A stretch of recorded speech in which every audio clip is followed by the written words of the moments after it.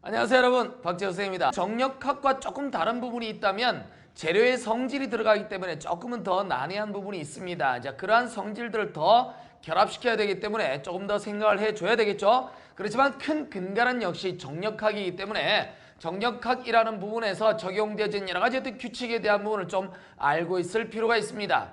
재료역학이라고 하는 말 자체에서 들어가 있듯이 재료라고 하는 부분을 다루고 있는데요. 재료, 특별하게 얘기한다면 금속, 나무, 콘크리트, 플라스틱 같은 것들 또는 이러한 것들의 합성 물질에 대한 부분들을 이러한 것들을 총 재료라고 보고요. 우리는 나중에 그걸 우리가 부재라는 말로 표현하기를 합니다만은 이러한 부재들 속에 작용되어지는 여러 역학적인 성질을 다루는 학문이 되겠습니다. 자, 부재들의 역학적인 성질은 특별히 어떤 걸 얘기를 하냐면 이 부재들 내부에 작용되어지는 힘, 우리 이걸 응력이라고 합니다. 내부에 작용되는 힘과 이러한 내부에 작용되는 힘들로 인하여 발생되어지는 부재의 변형에 대한 부분을 다루는 것입니다. 그래서 이 변형과 힘에 대한 결과론적인 부분을 우리가 얼마나 많이 연관지어서 생각할 수 있느냐에 따라서 이 재료역학이라고 하는 녀석의 승패가 갈린다고 해도 과언이 아닐 것입니다. 자, 이제 우리는 이 정력학의 형태를 지니고 있는 재료역학에 대한 부분을 한번 공부해 보겠는데요. 이러한 재료역학을 공부하기 위해서는 이러한 정력학의 기본적인 원리, 그 문제를 해석하기 위해서 반드시 필요한 역학에 관한 기본 원리들이 있어야 되겠습니다. 이런 역학의 기본 원리, 3대 기본 원리라고 하는데요. 이 재료역학을 공부하면서 앞으로 계속 나오게 되는 이런 3대 기본 원리에 대해서 먼저 설명을 하고 계속 진행 한번 해보도록 하겠습니다. 자, 이제 시작해 보도록 할게요. 자, 역학의 3대 기본 원리라고 하는 걸 보겠습니다. 앞으로 계속해서 나오는 내용이 되어 있습니다. 앞으로 계속 주어진 거예요. 자, 역학의 3대 기본 원리라고 하는 걸 보겠습니다. 역학의 3대 기본 원리라고 하는 걸 보겠는데요. 자, 3대 기본 원리라고 하는 것이 무엇이냐라고 하는 것은 딴 게 아니란 말이죠.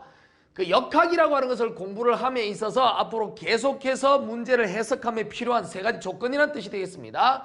첫 번째는 바로 평형이 되겠습니다. 평형이 되겠고요. 자, 이제 두 번째는 바로 힘과 변형에 관련된 내용이 되겠습니다. 힘과 변형이고요. 그 다음에 세 번째는 바로 적합성에 관련된 내용이 되겠어요. 자, 이제 이 적합성이라고 하는 녀석과 평형, 힘과 변형이라고 하는 것이 무엇을 의미하는지 한번 판단해 보도록 하겠습니다. 이 평형이라고 하는 것을 의미하는 것은 바로 앞에 쌤 설명했죠. 힘에 관련된 내용입니다. 이 평형은 힘의 평형을 얘기해요. 자, 힘의 평형을 얘기하는 것이고 힘의 종류는 여러 종류가 있겠지만 이러한 힘의 평형을 다루기 위해서 다른 조건과 연계해서 풀기 위한 힘의 조건에 관련된 식이 있습니다. 이걸 우리는 평형방정식이라고 하죠. 힘은 평형 조건을 이용하는데 이걸 평형방정식이라고 하는 세 가지 공식으로 표현할 수 있습니다. 평형방정식, 힘이라고 하는 녀석이 서로 평형을 이룬다라는 얘기가 되겠죠. 그렇다면 이 평형방식은 세 가지로 표현되어지는데요. 바로 시그마 F에 대한 형태가 0, 그 다음에 시그마 여기서 라지 T라고 쓰겠습니다. 이걸 제로가 되겠죠.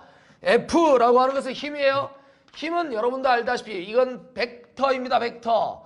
벡터라고 하는 것을 우리가 이제 가지고 해석한다는 것은 벡터를 다룬다는 것 자체가 우리에게 하나의 분리를 의미하는 겁니다. 벡터는 방향과 크기를 갖고 있기 때문에 그 방향과 크기가 존재하는 이상은 우리가 항상 분리를 해준다라는 것이죠. 자, 시그마 F가 제로라는 것은 시그마 X방향 힘이 제로라고 하는 것과 시그마 F의 Y방향이 제로라고 하는 것, 이 두 가지로 표현할 수 있겠습니다.